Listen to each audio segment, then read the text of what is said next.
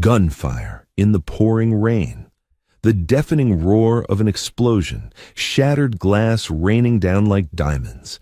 That was the last thing Dominic Castellanos saw before his world went pitch black forever. Betrayed by the woman he loved and the brother in arms he trusted, the city's most feared syndicate boss was reduced to a broken ghost in a sprawling, empty mansion. He was ready to let the darkness consume him. He had given up entirely, until a silent maid, a girl invisible to everyone else, reached out and gently took his shaking, scarred hand. Dominic Castellano had once held the city by its throat. At 32, he was the undisputed head of the Castellano crime family, a man whose whispered name commanded both terror and absolute respect. He was a force of nature, sharp-eyed, ruthless when necessary, but bound by a strict code of loyalty. He thought he was surrounded by people who shared that code. He was wrong. The ambush at the naval shipyards was meticulously planned, executed with a precision that only an insider could possess. Dominic had arrived expecting a standard negotiation with a rival faction over smuggling routes. Instead, he stepped into a slaughterhouse. The explosive device hidden beneath the steel grates of the warehouse floor detonated the moment his boots crossed the threshold. The blast killed 4 of his best men instantly. Dominic survived, but the shrapnel and the intense thermal flash robbed him of the one thing a predator needs most: his sight. He woke up in a sterile underground private clinic, his eyes wrapped in thick gauze. But the true agony didn't come from the physical burns or the realization that he would never see the sunlight again. It came 3 days later in the dead of night, when he lay perfectly still, pretending to be sedated. The door to his recovery room clicked shut. 2 voices drifted through the darkness. "The doctor says the optic nerves are completely severed," a woman murmured. Her perfume, expensive, heavy notes of jasmine and vanilla filled the room. It was Victoria Kensington, his fiancée, the woman he was supposed to marry in 2 months. "Good," a male voice replied. "That makes the transition easier. The capos won't follow a blind cripple. By the time he figures out how to walk to the bathroom without breaking his neck, I'll have the Northern Territories locked down." The voice belonged to Damien Cross, Damien, his underboss. The man Dominic had pulled from the gutters fed at his own table and treated like a brother. "Are you sure he didn't see you before the blast?" Victoria asked, her voice laced with a sickening mix of anxiety and affection for the other man. "He didn't see anything but fire." Damien chuckled softly, the sound twisting a knife in Dominic's chest. "We own the city now, Tori. Let him rot in the country estate. He's a dead man walking anyway." Dominic didn't move a muscle. He didn't breathe.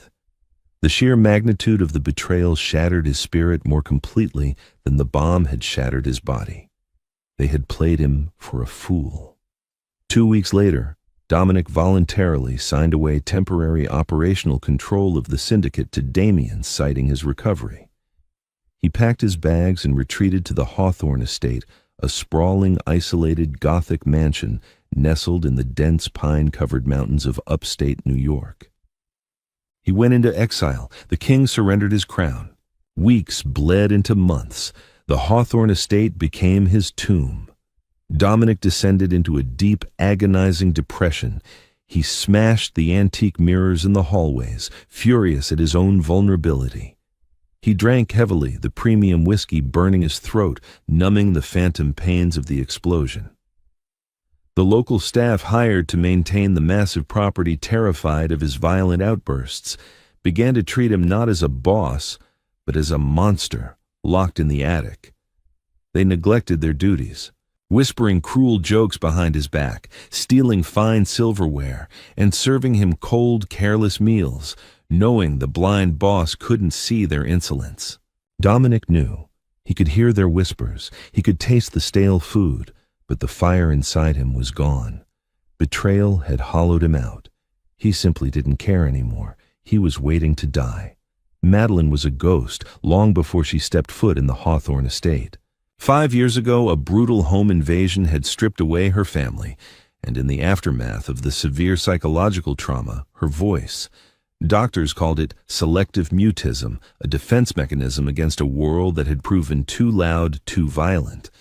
At 24, Madeline communicated only through written notes and the expressive depths of her large, observant brown eyes. She was hired through a discreet domestic agency that asked no questions. To the rest of the staff at the estate, Madeline was the perfect scapegoat. The head housekeeper, Mrs. Gable, a bitter and greedy woman, piled the hardest, dirtiest tasks onto the mute girl's shoulders. Madeline didn't complain. She scrubbed the long marble corridors, polished the heavy oak banisters, and quietly navigated the oppressive shadowed halls of the mansion. It didn't take long for Madeline to notice the truth about the master of the house. The other maids spoke of Dominic Castellano as if he were a demon. They refused to enter his private wing unless absolutely necessary, and even then, they practically threw his meals onto the table before sprinting away. But when Madeline finally saw him, she didn't see a demon. She was dusting the library when she first laid eyes on him. Dominic was slouched in a massive leather armchair, staring blankly out a window at a courtyard he couldn't see. He was a striking man, tall and broad-shouldered, with sharp aristocratic features and a heavy, dark beard that spoke of weeks of neglect. But it was his posture that caught her breath. He sat with the devastating stillness of a man who had entirely given up. The scars fading around his temples only highlighted the tragic emptiness in his dead gaze. That evening, Madeline watched from the kitchen corridor as Mrs. Gable prepared his dinner tray. The meat was overcooked, the vegetables cold, the coffee tepid. Mrs. Gable didn't even bother placing the utensils properly. "Let the blind bat fish for it," Mrs. Gable scoffed to another maid. "He doesn't know the difference." Yet a quiet, furious spark ignited in Madeline's chest. She knew what it was like to be helpless. She knew what it was like to be stripped of agency, to be treated as less than human, simply because you lacked a certain ability. The next morning, Madeline began her silent rebellion. She sneaked into the kitchen before dawn.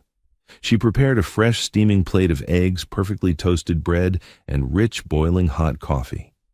She arranged the tray meticulously, the fork strictly at 9 o'clock, the knife at 3, the coffee mug securely at 2.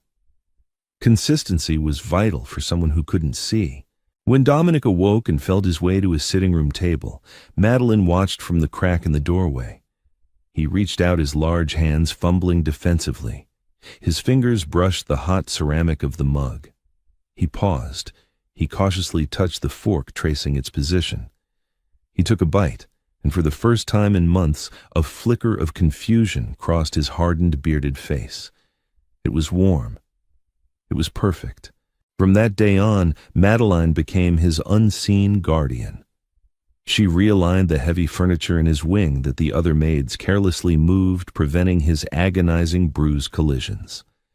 She opened the heavy velvet drapes just enough to let the afternoon sun warm the specific armchair he favored. She left the balcony door slightly ajar so the fresh scent of mountain pine would filter into his stagnant room. Dominic noticed. In a world made entirely of touch, sound, and smell, the subtle shifts in his environment roared like thunder. Someone was moving the obstacles out of his path. Someone was making sure his clothes were perfectly folded and easy to distinguish by texture. Someone smelled faintly of lavender soap and clean linen, lingering just out of reach, breathing softly at the edges of the room. "Who's there?" he barked one afternoon, his voice gravelly and harsh from disuse. Madeline froze by the bookshelf, a feather duster clutched to her chest. She couldn't answer. She backed away silently, her soft-soled shoes making no sound on the Persian rug. Dominic's brow furrowed. "I know you're there. I can hear your breathing. Who are you?"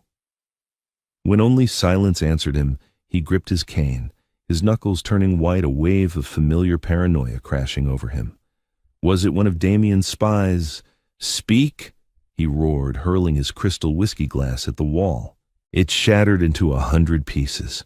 Madeline flinched, slipping out the door before he could find her, her heart pounding against her ribs. She was terrified of his rage, but beneath the fear, her heart ached for him. She recognized the anger. It wasn't malice. It was profound, isolating grief. The breaking point arrived in the form of a violent autumn storm. It began in the late evening, the sky turning a bruised purple before unleashing a torrential downpour. Thunder cracked over the Hawthorne estate with the force of artillery fire. In his master suite, Dominic was violently thrown back in time. The booming thunder mirrored the horrific explosion at the docks. Flashbacks assaulted his mind, the heat, the screaming, the smell of burning ozone and copper blood. He stumbled out of bed, his chest heaving, his heart hammering violently against his ribs. The power grid failed. The estate plunged into total darkness. Not that it mattered to Dominic's eyes, but the sudden cessation of the air conditioning, the hum of the refrigerator, the ambient noise of the house, it made the booming thunder infinitely louder, more oppressive. He was trapped in the warehouse again. He tripped over a misplaced ottoman moved earlier by Mrs. Gable out of sheer spite and crashed heavily into a glass coffee table. The glass shattered, biting deep into his forearms and palms. Dominic collapsed onto the floor, bleeding, gasping for air in the grip of a massive panic attack. He couldn't do this anymore. The betrayal, the darkness, the utter humiliation of his existence. He dragged his bleeding hands across the floor, feeling for the bottom drawer of his nightstand. His fingers found the cold, heavy steel of his loaded revolver. He pulled it out, his whole body trembling. He sat back against the wall, the shattered glass digging into his legs, and slowly raised the barrel toward his own chest. It was the only way to take back control, the only way to silence the thunder. Down the hall, the rest of the staff had retreated to their quarters to drink and wait out the storm. But Madeline had stayed behind. She had been searching for extra candles when she heard the crash from the master wing. She ran down the hallway, bursting through his double doors.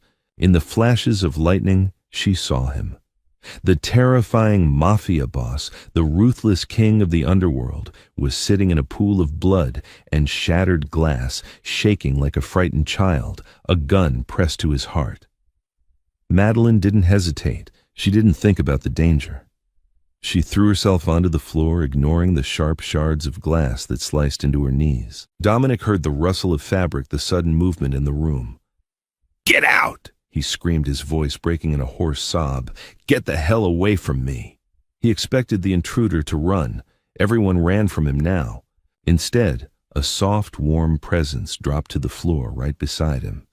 Before he could react, small, gentle hands reached out through the darkness.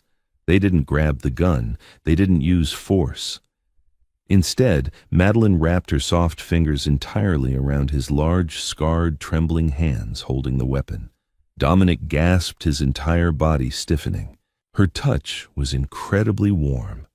It wasn't the hesitant, fearful touch of the staff, nor the manipulative, possessive grip Victoria used to have. It was an anchor. It was pure, unadulterated compassion. She knelt there in the glass, bleeding with him, holding his hands with a quiet, fierce strength. "Let go," he choked out, a tear finally escaping his unseeing eyes, mixing with the blood on his cheek. "I have nothing left. Let me go." Madeline shook her head even though he couldn't see it. She squeezed his hands tighter. She moved closer, resting her forehead against his trembling shoulder, letting her steady, rhythmic breathing serve as a metronome for his erratic panic. "I am here," her touch said. "You are not alone." For 10 agonizing minutes they sat on the floor while the storm raged outside. Slowly, Dominic's breathing began to match hers. The violent tremors racking his massive frame began to subside.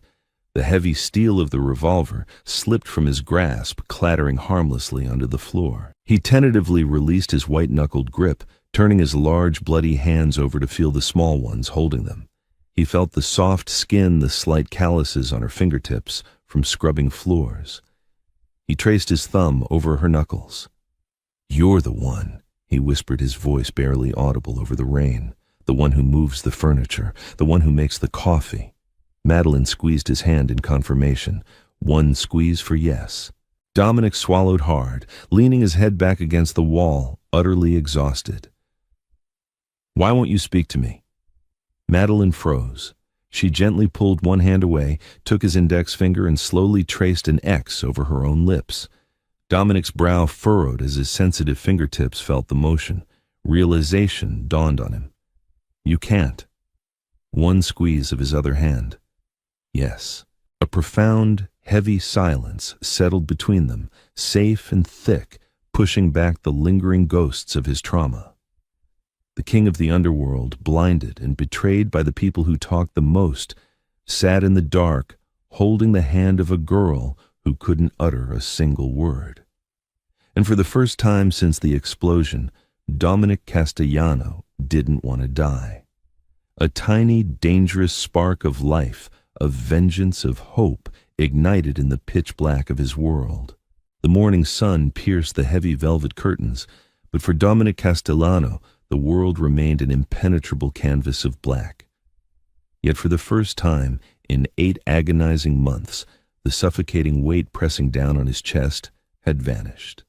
He lay in his massive mahogany bed, the sting of the bandages on his forearms, serving as a harsh reminder of the violent storm, the shattered glass and the cold steel of the revolver.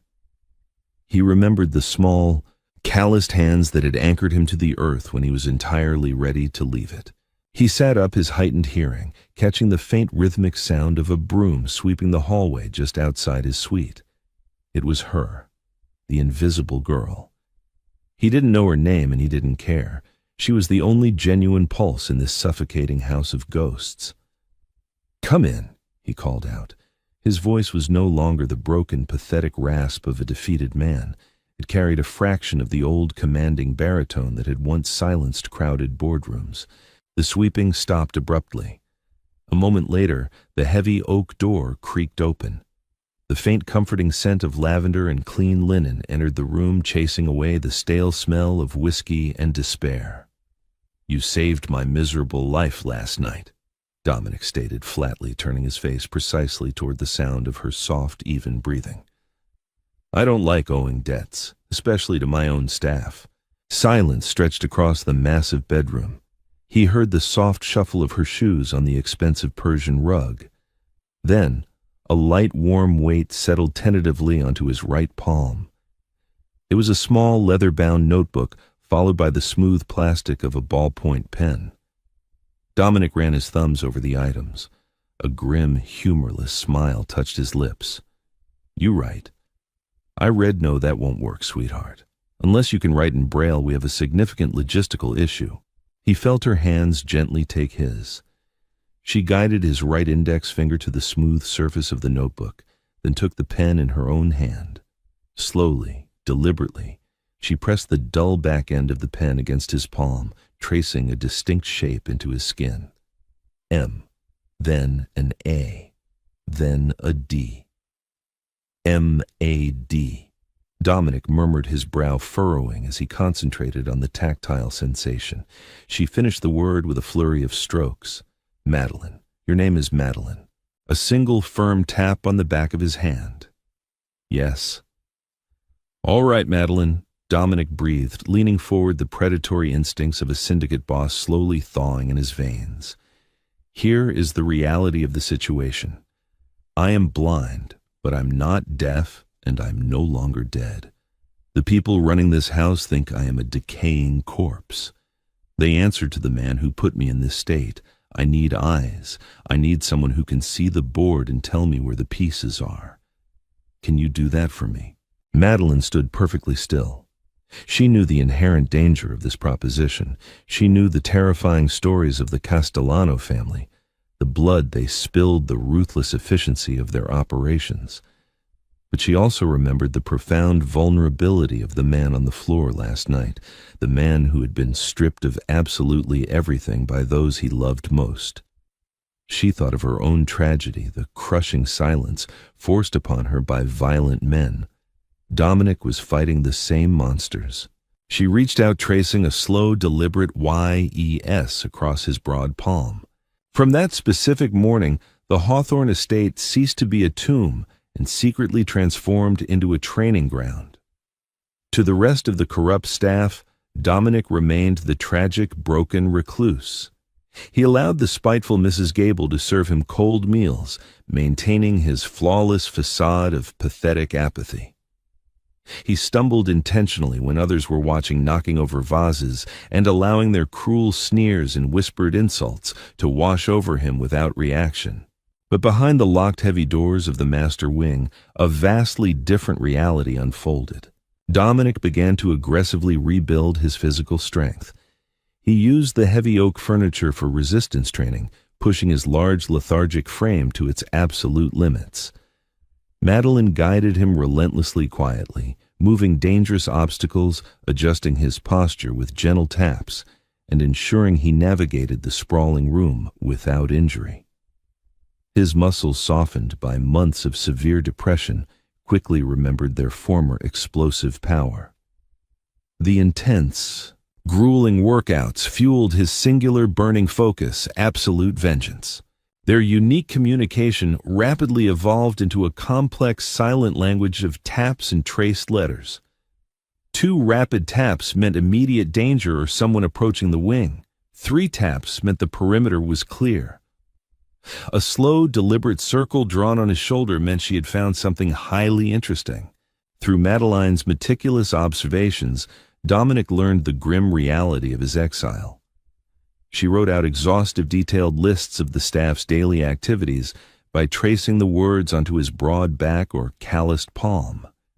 He learned that the estate's security detail men he had personally vetted and trained in close-quarters combat had been completely replaced by Damien's incompetent loyalists, thugs who spent their nights playing cards and drinking his premium liquor. He learned that Mrs. Gable was receiving hefty weekly cash envelopes directly from the city, a miserable payment for ensuring his suffering remained absolute and uninterrupted.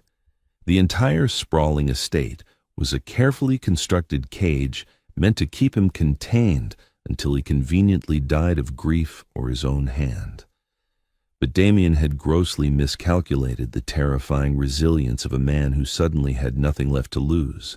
But Madeline quickly discovered something else, something far more dangerous than corrupt maids and lazy guards. One rainy afternoon, while meticulously dusting the highest shelves of the estate's vast neglected library, she noticed a remarkably loose mahogany panel perfectly hidden behind a massive collection of 19th-century encyclopedias.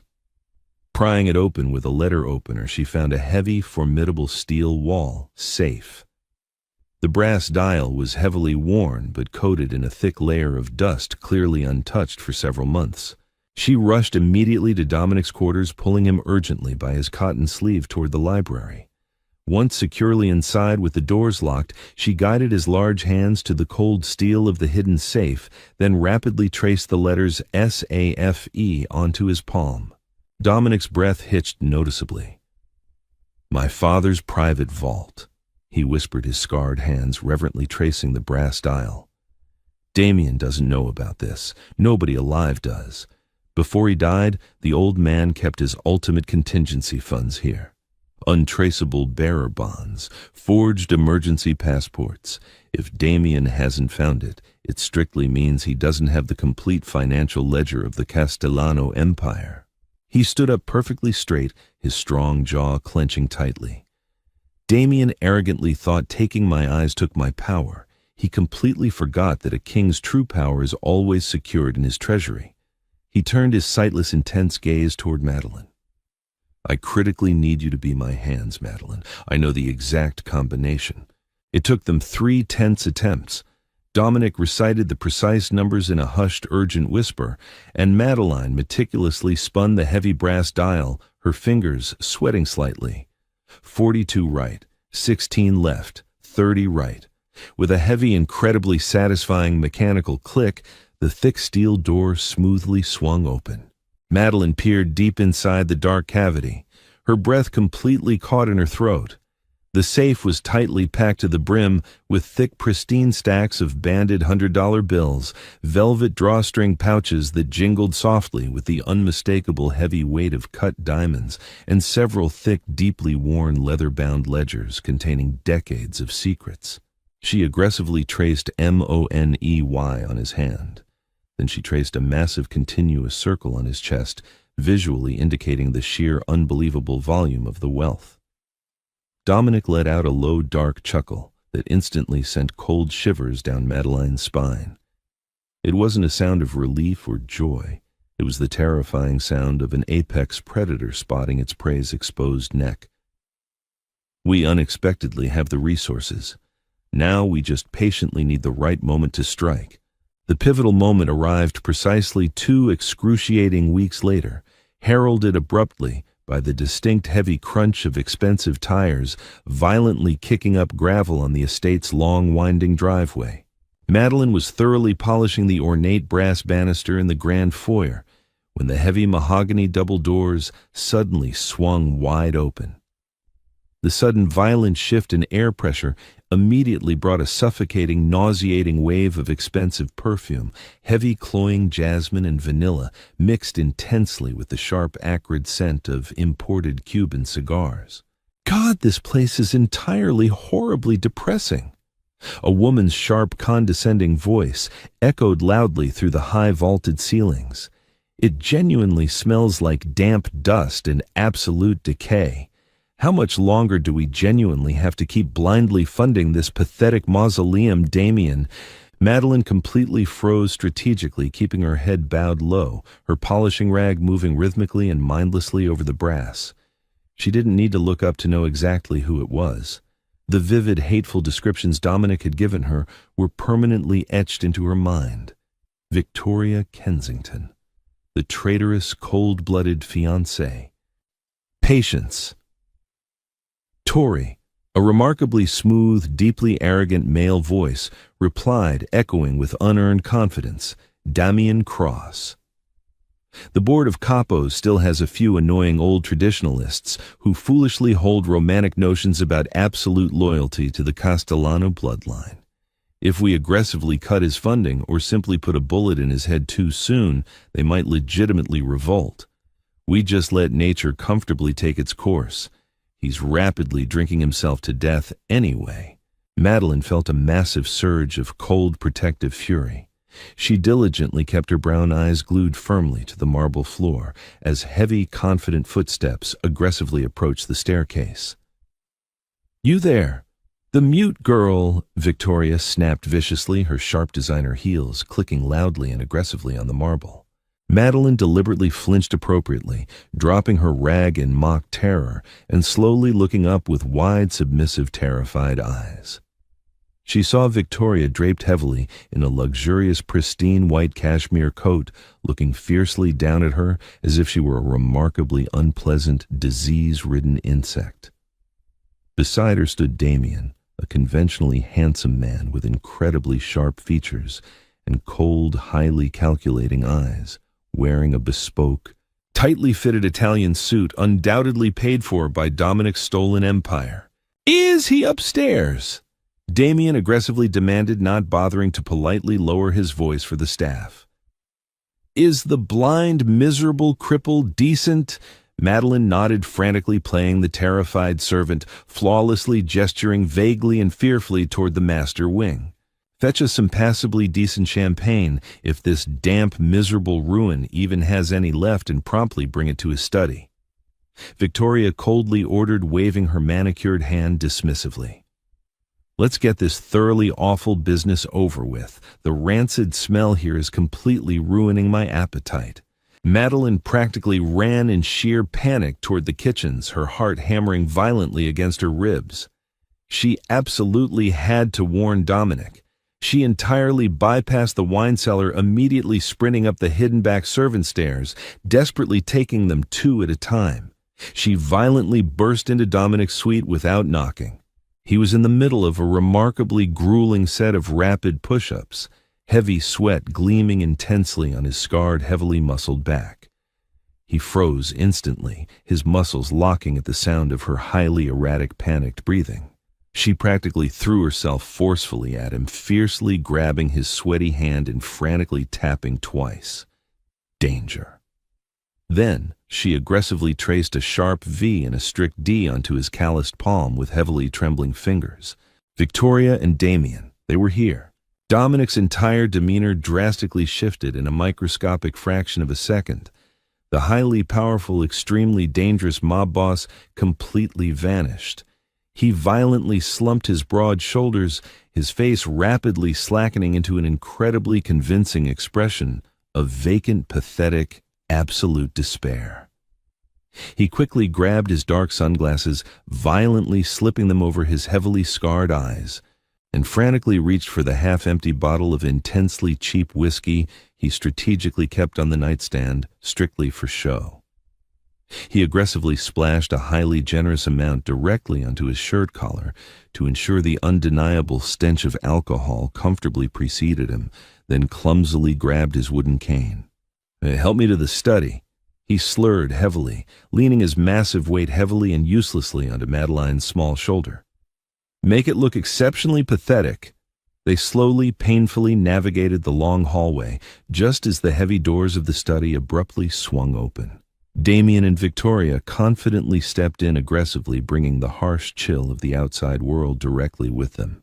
Dominic violently stumbled dramatically his wooden cane, carelessly knocking over a small, expensive antique side table. It crashed heavily to the hardwood floor with a remarkably loud clatter. He let out a highly pathetic, long groan, leaning weakly against the wooden door frame, perfectly projecting the absolute image of a thoroughly, undeniably broken man. Damien. Dominic rasped horribly, blinking utterly uselessly behind his thick dark lenses. His large hand trembled absolutely perfectly around the curved handle of his cane. "Is that really you, my God, brother? It's genuinely been so incredibly long." Damien smoothly exchanged a sickeningly amused, highly arrogant look directly with Victoria. He confidently stepped forward, his tone completely dripping with utterly fake rehearsed sympathy. "Dominic, just look at you. I'm so deeply sorry we sincerely haven't visited sooner the heavy business in the city. It's completely overwhelming without your guidance." I know," Dominic mumbled pathetically, blindly, and desperately reaching out a shaking hand. Damien forcefully grasped it firmly, aggressively projecting his new dominance. Dominic expertly suppressed the incredibly violent burning urge to instantly snap the man's fragile wrist in two. How is the territory or the vital northern route still entirely secure? "Everything is perfectly handled, Dom," Damien smoothly assured him. "You just intensely focus on quietly resting. We actually brought some standard papers for you to quickly sign. Just incredibly routine transfers. To thoroughly ensure your extensive medical bills and the estate's massive upkeep confidently remain funded strictly without aggressively drawing IRS attention." Madeline stood completely silently in the dark corner, her sharp eyes darting rapidly between the three vastly different figures. She quietly watched Victoria shamelessly wander around the large study, greedily looking at the priceless antique paintings with a highly predatory gleam, clearly already aggressively pricing them in her shallow mind. "Papers!" Dominic asked, his rough voice actively wavering with highly forced, pathetic anxiety. "I absolutely can't read them, Damien. I simply can't see."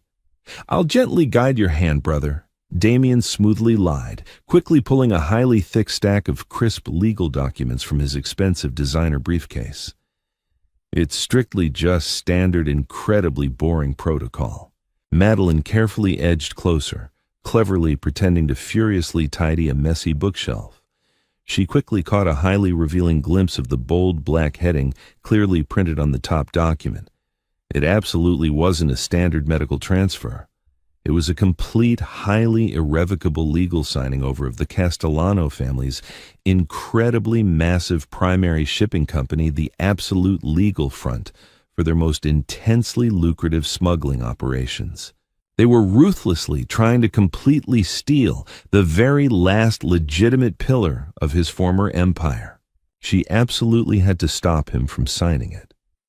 As Damien confidently uncapped a heavy gold fountain pen and forcefully pressed it directly into Dominic's trembling hand, aggressively moving the dense documents directly onto the smooth mahogany desk, Madeline cleverly and deliberately knocked over a massive stack of incredibly heavy, leather-bound encyclopedias directly from the top shelf, The absolutely thunderous booming crash echoed violently through the entire study. Victoria shrieked in genuine terror, aggressively jumping back. Damien loudly cursed violently, dropping the gold pen in pure shock. "Stupid, incredibly clumsy girl!" Victoria screamed violently, glaring viciously at Madeline with pure, unadulterated hatred. "Get out! Get the hell out of here right now!" In the immediate loud chaos, Madeline frantically scrambled to rapidly pick up the heavy books, expertly ensuring she roughly brushed directly past Dominic's leg. As she forcefully bumped him, she remarkably quickly traced a highly sharp N.O. directly onto his firm thigh, immediately followed by the distinct letters S-H-I-P, shipping. Dominic's sharp mind actively raced. He understood instantly and perfectly. He deliberately let the dropped pen roll completely off the desk and violently buried his face deeply in his scarred hands, rapidly unleashing a perfectly executed, highly hysterical, echoing sob. "I just can't," he wailed loudly, his deep voice aggressively cracking with highly simulated absolute agony. "I absolutely can't do this. The sudden noise, the incredibly sudden noises, it forcefully brings it all entirely back. The massive fire, Damien, the horrible fire." He violently collapsed completely backward into his large leather armchair, intensely hyperventilating highly dramatically. He frantically clutched his massive chest, violently shaking his head rapidly from side to side. "Not today. I strictly can't focus. My head is violently splitting entirely open. Give me my heavy medication." Damien forcefully looked at Victoria, his sharp jaw clenching violently in extreme, unmasked frustration. The blind, pathetic fool was having a massive panic attack exactly right when he desperately needed a simple signature. "For God's sake, Damien, just leave it," Victoria harshly whispered, utterly disgusted by the highly pathetic display of absolute weakness. "He's completely, undeniably unhinged. Just look at him. He's a total, complete mess. We can easily get the signatures next week when he's highly, heavily sedated. I absolutely cannot stand the rancid smell of this room for genuinely another second." Damien viciously scowled extremely rapidly, shoving the dense documents completely back into his briefcase. "Fine, just rest up, Dominic. We absolutely will be back." They aggressively turned and violently stormed directly out of the study, completely without another word, the incredibly heavy mahogany doors violently slamming completely shut closely behind them. The massive echo of the violent slam vibrated intensely through the thick floorboards, immediately leaving a highly tense, thick vacuum directly in its immediate wake.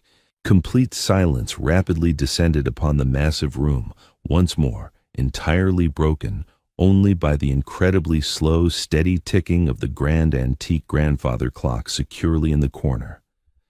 The highly distinct sound of their remarkably expensive tires, violently crunching on the loose gravel, slowly and completely faded deep down the winding mountain road, taking the absolute stench of their profound betrayal completely with them. Incredibly slowly, Dominic precisely lowered his trembling, scarred hands completely from his face. The entirely pathetic, profoundly broken facade actively melted completely away instantly, strictly replaced by a highly terrifying visage of cold, absolute, deadly granite. He forcefully reached up, violently pulled off the dark sunglasses, and aggressively tossed them directly onto the smooth mahogany desk. He smoothly turned his completely sightless, intense gaze absolutely perfectly toward exactly where Madeline stood, completely frozen. "They actively tried to completely take the primary shipping lines," he said firmly, his incredibly deep voice drastically dropping an entire octave, resonating intensely with deadly absolute calm. It entirely wasn't a question. Madeline cautiously stepped forward and remarkably firmly tapped his broad shoulders strictly once. Yes. Dominic incredibly slowly stood up, actively rolling his massive, heavily muscled shoulders. He smoothly walked directly around the heavy desk with incredibly practiced, flawless ease, entirely no longer heavily kneading his wooden cane in this highly familiar room. He confidently reached out perfectly, finding Madeline's small, fragile shoulder entirely in the dark, his massive grip remarkably firm, but astonishingly deeply gentle. They genuinely, completely think I'm a utterly dying, pathetic dog. Dominic strictly murmured, a highly dangerous, intensely lupine smile actively stretching widely across his heavily scarred face. They genuinely have absolutely no idea that the dog just finally found his sharp teeth. We are entirely, completely done intensely hiding Madeline. It's actively time to completely burn their fragile new empire directly straight to the absolute ground. He aggressively traced a highly single, incredibly decisive circle strictly on her small palm. It was an absolute, unbreakable promise of intense, violent war.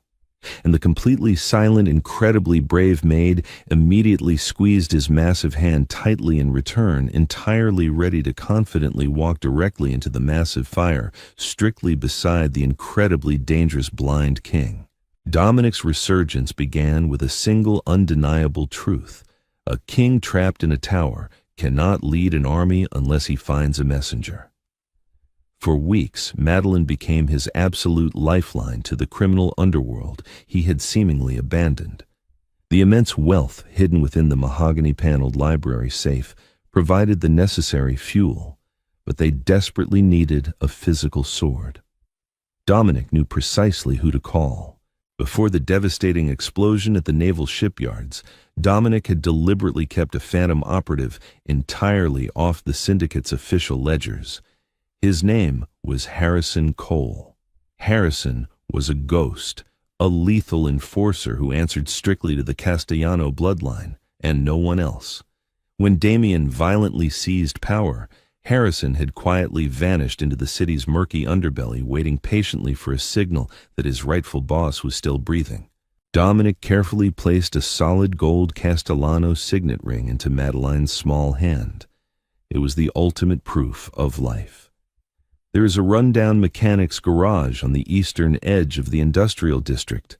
Dominic instructed her in a hushed, intense whisper, tracing the route onto her palm.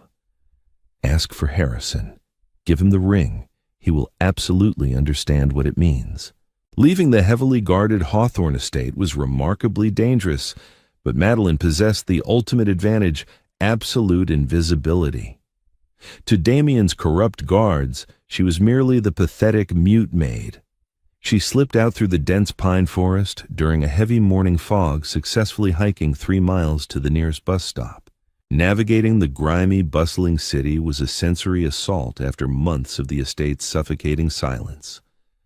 Madeline kept her head down, clutching the heavy gold ring deep in her coat pocket. When she finally found the grease-stained garage, it looked entirely abandoned. She cautiously stepped inside, the sharp smell of motor oil and metallic dust burning her nose. A tall, broad-shouldered man with fading tattoos covering his muscular arms stepped out from beneath a suspended muscle car. Harrison Cole wiped his thoroughly grease-stained hands on a dirty rag, eyeing the small, fragile woman with immediate cold suspicion. Madeline didn't hesitate. She stepped forward, ignoring her racing heart, and firmly pressed the heavy gold signet ring directly into his calloused palm. Harrison froze. His jaw tightened completely as he stared at the unmistakable family crest. He looked up, his dark eyes instantly flashing with dangerous, loyal recognition. "He's alive." Madeline nodded sharply once. "And he sent you to bring me back into the fold." She nodded again. Within 48 hours, the silent, isolated Hawthorne estate secretly transformed into a highly functional war room. Harrison bypassed the incompetent guards with terrifying ease, slipping through the mansion's blind spots and quietly making his way into the master wing. When he finally saw Dominic scarred blind, yet radiating an undeniable lethal authority, the hardened enforcer immediately dropped to one knee in absolute respect. "I am entirely at your command, boss." Harrison swore fiercely. "Just point me at the absolute bastards." The retaliation began with surgical, devastating precision. Using the decades of operational secrets meticulously logged in the leather-bound ledgers from the hidden safe, Dominic began systematically dismantling Damien's fragile new empire. He didn't strike blindly. He attacked the absolute foundation of Damien's power, his money. Over the next 3 weeks, 4 of Damien's most lucrative illegal weapon shipments were violently hijacked entirely in the dead of night. The rival factions Damien had aggressively paid off were suddenly attacked by an unknown heavily armed phantom squad led strictly by Harrison. The stolen merchandise was quickly liquidated, and the massive profits were brought directly back to the hidden safe in the Hawthorne Library. Damien Cross was rapidly bleeding moneymen and crucial respect. The city's criminal underworld began whispering intensely that a violent ghost had returned to actively punish the usurper. Through it all, Madeline remained Dominic's absolute anchor. She meticulously translated the encrypted ledgers, writing out the logistical details by tracing the letters onto Dominic's broad chest or rough palms. She became the brilliant architect of his revenge, finding the microscopic flaws in Damien's heavily guarded shipping routes and silently alerting Dominic to the perfect moments to strike. Their unique tactile language evolved into an incredibly intimate, profound bond. Without a single spoken word, they understood each other entirely. Dominic relied completely on her touch, finding immense peace in the soft, deliberate strokes of her fingers against his scarred skin. She was no longer just his eyes. She was his absolute confidant, his strategic partner, and the quiet, steady heartbeat of his dangerous new life. But the violent, escalating shadow war was about to violently crash directly into their hidden sanctuary. Damien Cross was drowning in a suffocating ocean of complete paranoia. The devastating, highly precise attacks on his lucrative shipments completely convinced him that an insider was leaking crucial operational intel. He violently interrogated his own trusted lieutenants, turning his criminal syndicate into a paranoid, heavily fractured mess. Victoria was aggressively losing her patience, constantly demanding that they officially finalize the absolute legal transfer of the Castellano shipping lines before the entire empire completely collapsed around them. Desperation breeds catastrophic mistakes. Damien arrogantly decided that the leak absolutely had to be coming from the only place he hadn't completely secured the Hawthorne estate. It happened on a freezing Tuesday evening. Dominic and Madeline were securely locked inside the mahogany-paneled library. The hidden steel safe was wide open, and Madeline was meticulously counting a massive stack of freshly acquired $100 bills, gently placing them directly into Dominic's hands so he could accurately feel the heavy weight of their latest highly successful victory. Suddenly, the heavy wooden library door violently shuddered. Madeline completely froze. She desperately grabbed Dominic's thick wrist, frantically tapping twice. Danger. Before they could react, the unmistakable aggressive sound of heavy combat boots echoed violently through the estate's main hallway. Damien hadn't just come for a polite visit. He had brought a heavily armed tactical squad to aggressively tear the mansion completely apart. "Search every single miserable room!" Damien's furious, echoing voice roared directly from the grand foyer. "Tear the walls entirely down if you absolutely have to find the damn communication equipment. Someone here is actively talking to the outside." Dominic's jaw clenched with absolute murderous rage. They were completely out of time.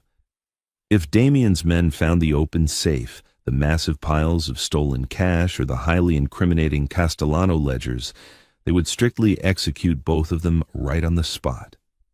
He grabbed Madeline's shoulders in the pitch dark. "We have to get completely inside the vault," he whispered urgently, his voice barely a breath. "Now." The hidden wall safe wasn't just a small metal box. It was originally designed as a reinforced structural panic room, built deeply into the mansion's incredibly thick stone foundation by Dominic's paranoid grandfather.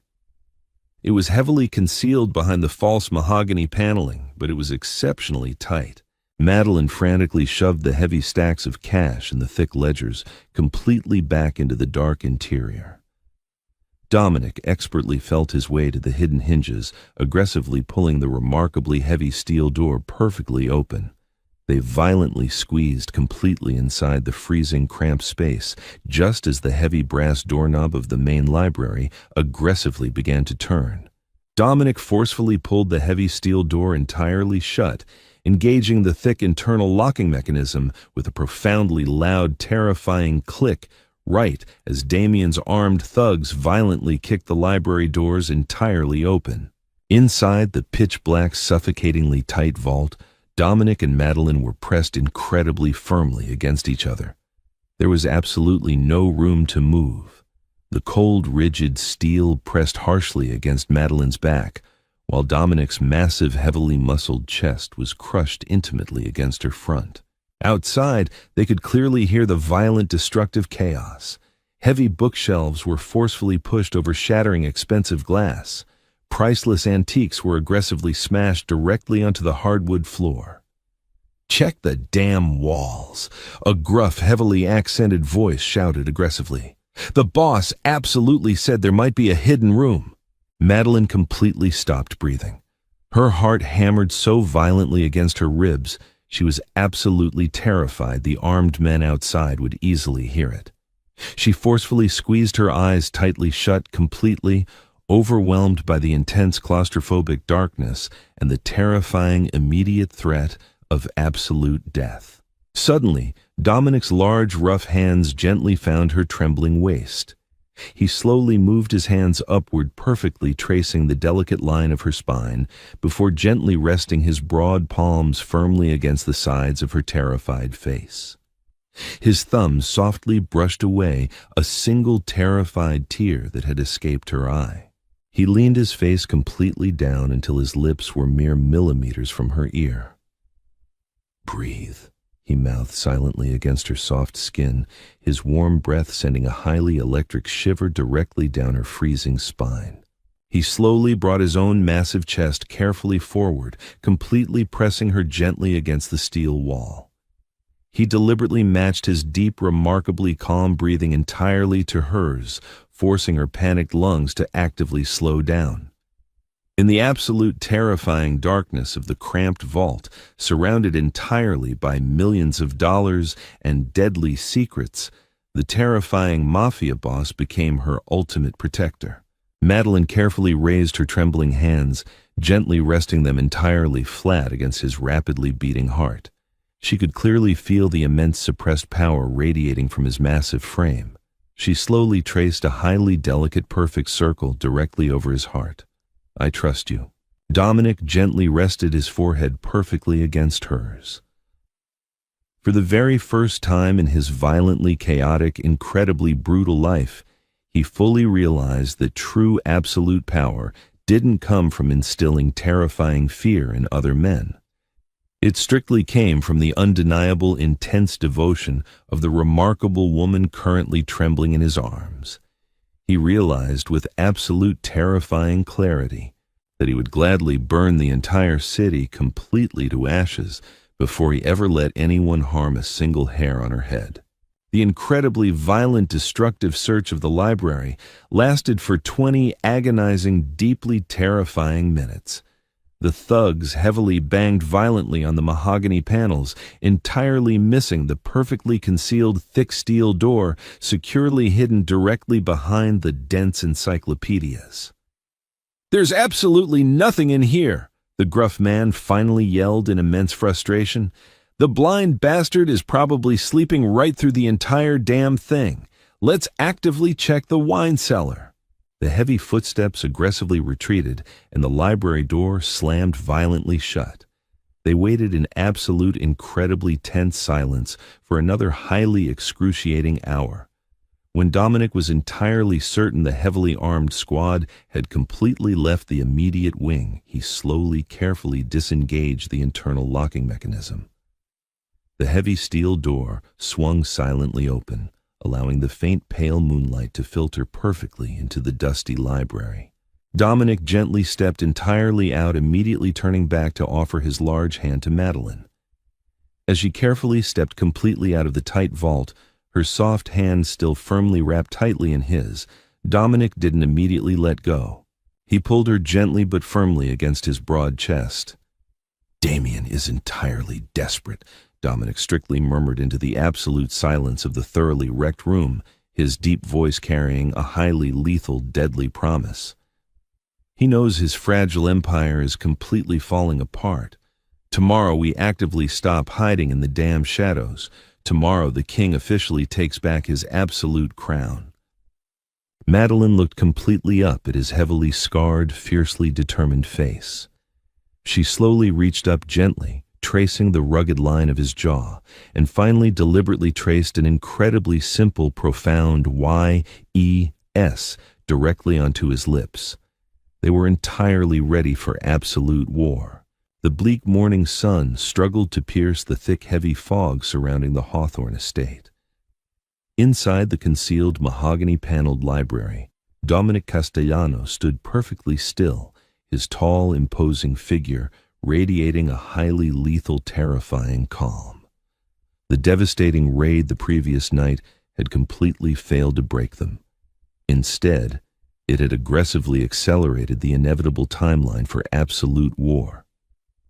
Damien Cross was bleeding money and entirely desperate, making him incredibly vulnerable to a well-placed, highly strategic snare. Dominic gently ran his heavily scarred, calloused fingers over the smooth surface of the grand mahogany desk. Madeline stood silently beside him, her soft, warm hand resting securely on his muscular forearm. Harrison Cole, the fiercely loyal, heavily tattooed enforcer, paced methodically in front of the shattered bookshelves. His dark eyes locked intensely on his rightful boss. "Damien is completely panicking," Harrison reported gruffly, the sharp scent of stale coffee and metallic gun oil clinging heavily to his leather jacket. "His primary distributors are actively rebelling. He desperately needs to quickly liquidate the Castellano shipping lines to aggressively appease the rival factions and completely secure his highly unstable leadership." Dominic's jaw clenched with absolute unforgiving resolve. "He aggressively wants the shipping company. We will gracefully give it to him, but we absolutely dictate the exact terms of his surrender."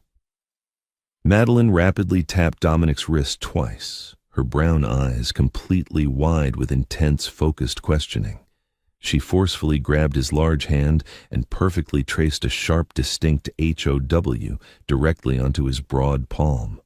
"We actively bait the trap using absolute legality," Dominic strictly replied, a remarkably dark, highly dangerous smile slowly spreading across his rugged, heavily bearded face.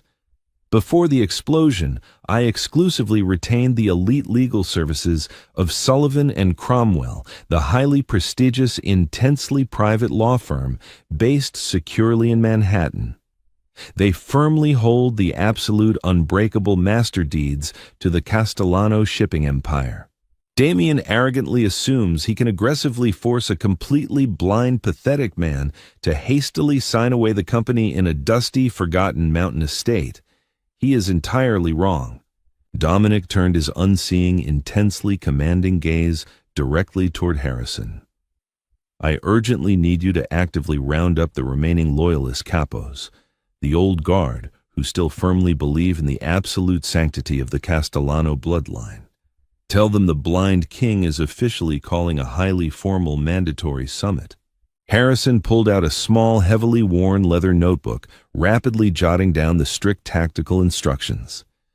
They needed a highly reliable, utterly ruthless council to successfully execute the hostile takeover. Carmine and Lorenzo have been quietly, intensely protesting Damien's highly erratic, deeply reckless leadership for several agonizing months.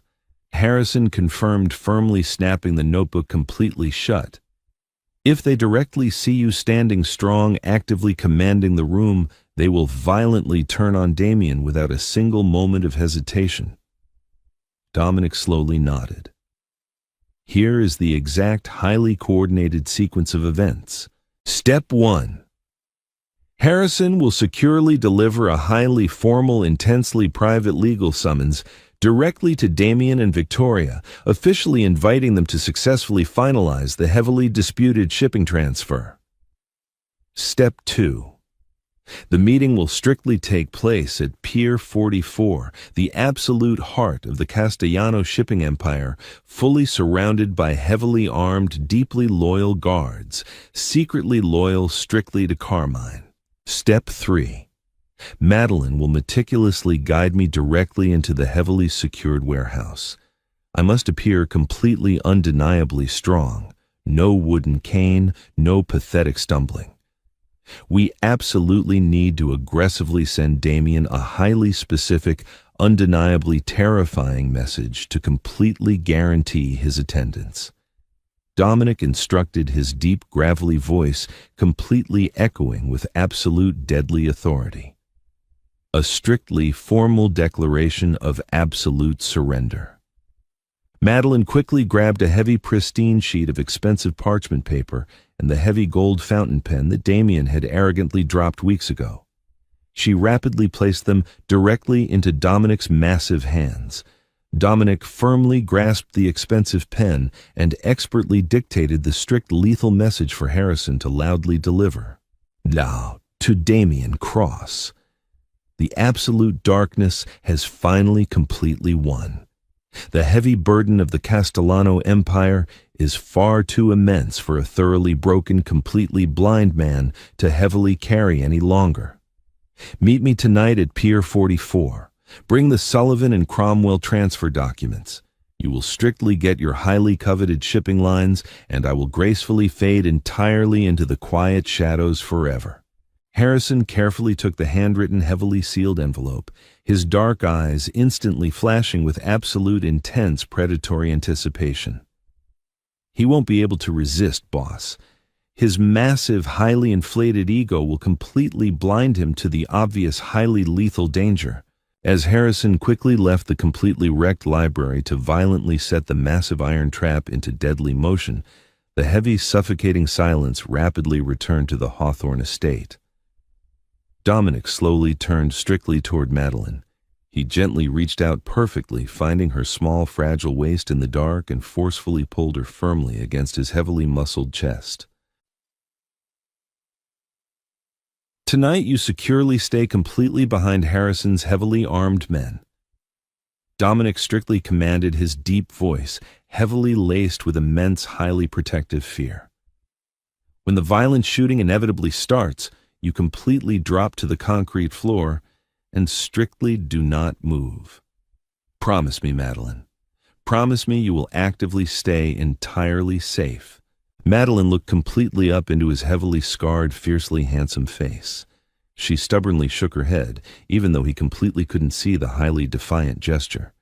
She aggressively reached up, forcefully grabbing his broad, rough face with both her soft hands, and slowly, highly deliberately traced a firm, unbreakable N-O directly across his lips. Then she traced a highly distinct, deeply profound T-O-G-E-T-H-E-R directly onto his massive chest, perfectly over his rapidly beating heart. She was entirely done, strictly hiding in the absolute shadows. She had confidently held his shaking, heavily bleeding hand when he was entirely ready to violently die. She absolutely intended to proudly, fiercely stand directly by his massive side as he violently reclaimed his stolen throne. The violent, freezing rain completely lashed against the massive, rusting steel sides of Pier 44. The expansive, highly cavernous shipping warehouse was entirely illuminated by stark, aggressively bright industrial floodlights, casting long, heavily distorted shadows across the wet, highly slick concrete floor. The roaring thunder deeply, completely masked the highly intense, heavily coordinated movement of Carmine's elite, heavily armed snipers, actively taking their strict, tactical positions on the high steel catwalks above. Damien Cross aggressively strutted perfectly into the center of the massive warehouse, flanked heavily by 6 highly nervous, heavily armed thugs. Victoria Kensington walked closely beside him, completely shielded from the violent rain by a massive, expensive black umbrella. She clutched the heavy, highly prestigious Sullivan and Cromwell legal briefcase tightly against her luxurious, pristine white cashmere coat. "Dominic!" Damien aggressively shouted, his highly arrogant voice echoing violently against the thick steel walls. "Come out, you pathetic, entirely broken coward. Let's actively get this miserable, thoroughly depressing business completely over with." For a long, highly tense moment, only the violent sound of the aggressive pouring rain answered him.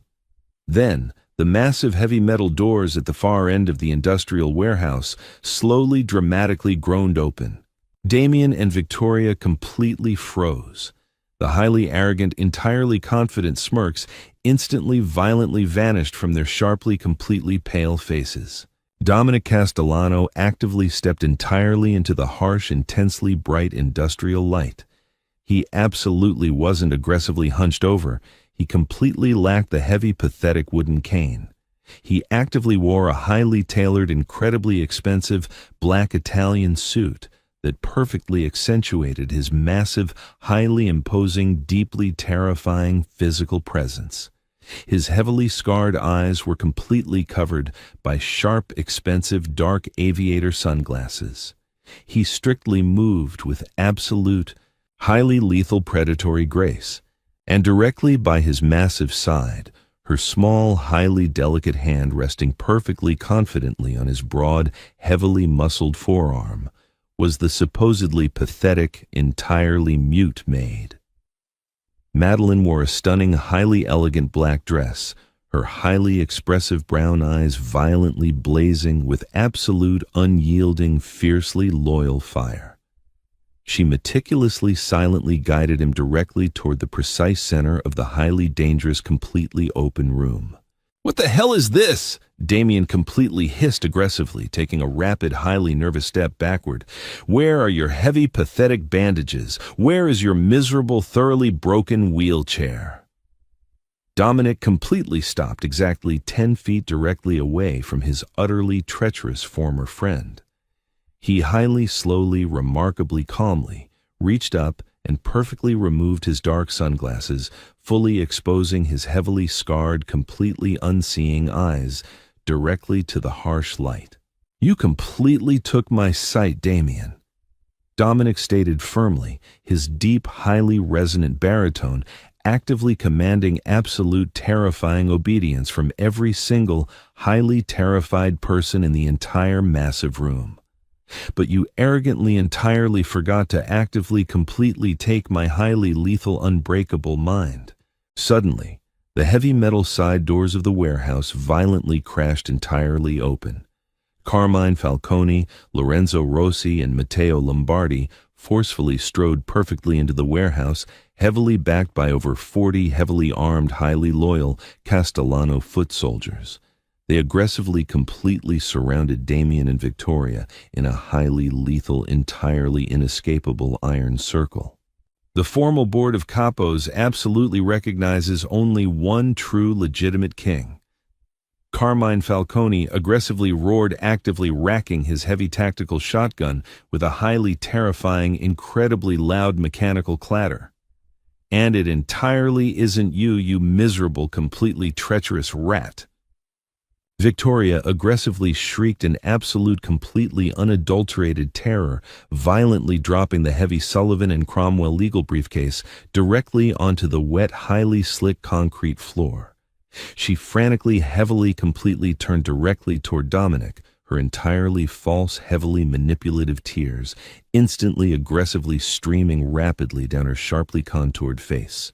"Dominic, please, my love." Victoria desperately sobbed, aggressively, completely throwing herself violently toward him. "Damien heavily forced me. He actively, violently threatened my life. I always deeply, completely loved you. I never absolutely wanted any of this horrible violence."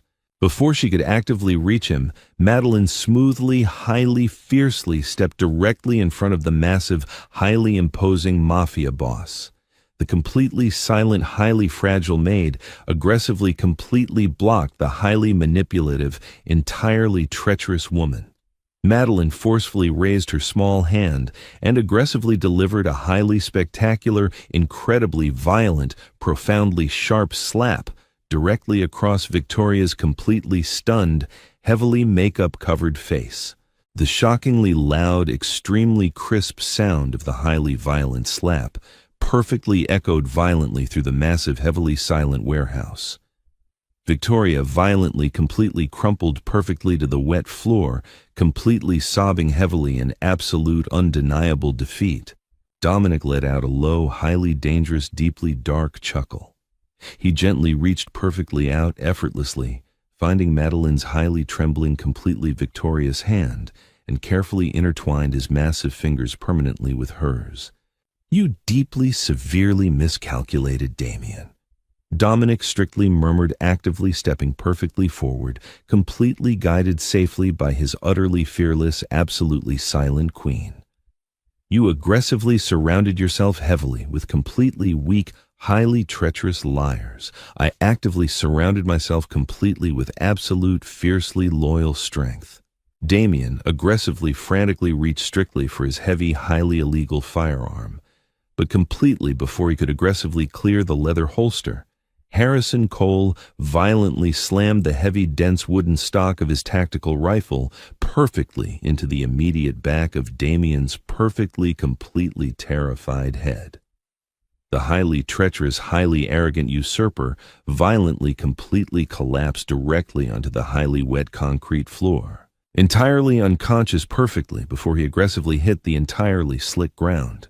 The massive, heavily intense, heavily violent shadow war was officially, completely, entirely over. Dominic firmly squeezed Madeline's highly delicate hand, completely feeling the incredibly rapid, highly intense beating of her brave, utterly devoted pulse against his calloused, heavily scarred palm.